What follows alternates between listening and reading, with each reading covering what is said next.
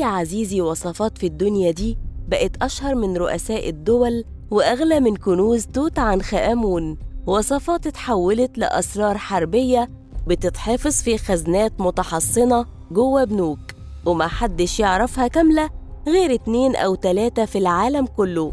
واحدة من أشهر وأغمض الأسرار دي هي الخلطة السرية بتاعة كوكاكولا اللي بيسموها التركيبة 7X. تخيل معايا إن ورا طعم الكوكاكولا اللي انت بتحبه ومتعود عليه حكايات تانية خالص محدش بيتكلم عنها كتير.